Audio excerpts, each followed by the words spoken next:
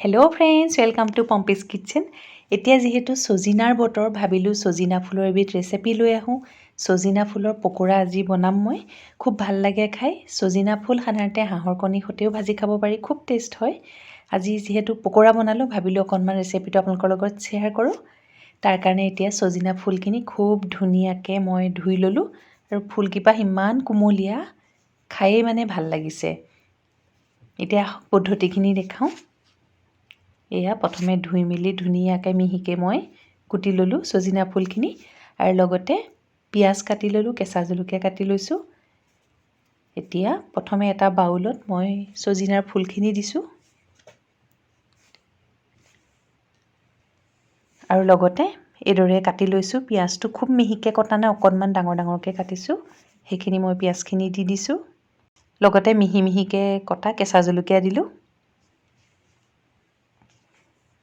আৰু হিচাপ অনুসৰি বেচন দিছোঁ। বেচন প্ৰায় মই 2 চামুচমান দিছোঁ ডাঙৰ চামুচেৰে, আৰু লগতে অকণমান মচমচীয়া হ'বৰ কাৰণে পিঠাগুড়ি দিছোঁ। ইয়াতে পিঠাগুড়ি 1 চামুচো দিলোঁ, আৰু অকণমান জালুক গুড়ি, তেতিয়া আচলতে টেষ্ট আৰু ফ্লেভাৰটো খুব বেছি ধুনীয়া হয়। আৰু নিমখ হিচাপ অনুসৰি, অকণমান হালধি গুড়ি, আৰু তাতে অকণমান ৰিফাইন অইল দিছোঁ। এইটো আচলতে একদম অপশ্যনেল, নিদিলেও হয়, মই কিন্তু অকণমান দিওঁ, ছফ্ট হয় খুব তেতিয়া পকোৰাকেইটা। এতিয়া খুব ভালদৰে সানি ল'লোঁ এইদৰে, আৰু পানীটো হিচাপ অনুসৰি ব্যৱহাৰ কৰিম। অকণমান পানী দিছোঁ। খুব ধুনীয়াকৈ এতিয়া এইদৰে বেটাৰটো বনাই ল'ম পকোৰাখিনি প্ৰস্তুত কৰিবৰ কাৰণে।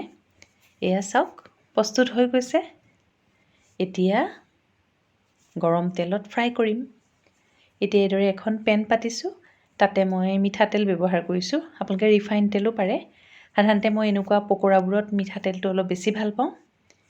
আৰু এতিয়া এইদৰে এটা এটাকৈ পকোৰাখিনি দি দিছোঁ, ছজিনা ফুলৰ পকোৰা, আৰু অকণমান ৰঙচুৱা হোৱালৈকে ভাজি ইলুটি সিলুটি কৰি দিম, যাতে দুইটা অংশ ভালদৰে সিজে। এতিয়া এইদৰে লুটিয়াই দিছোঁ, আৰু এইদৰে প্ৰায় 5-10 মিনিটমানৰ পাছত খুব ধুনীয়াকৈ পকোৰাকেইটা ভাজ খালে। এয়া খুব এটা ধুনীয়া কালাৰো আহিছে। এতিয়া এইদৰে কাঢ়ি ল'ম আটাইকেইটা পকোৰা। এয়া এতিয়া আমাৰ ছজিনা ফুলৰ পকোৰা প্ৰস্তুত হৈ গৈছে। গৰম গৰমকৈ এইদৰে আপোনালোকে জুতি ল'ব, খুব ভাল লাগে। এইদৰে মই এতিয়া এখন প্লেটত কাঢ়ি ৰাখিছোঁ, আৰু যিহেতু অকণমান পৰিৱেশন কৰি দিলে ভাল লাগে, সেইদৰে এখন প্লেটত অকণমান সজাই দিওঁ মই। ইয়াতে এয়া আটাইখিনি পকোৰা ভালকৈ সজাই দিছোঁ।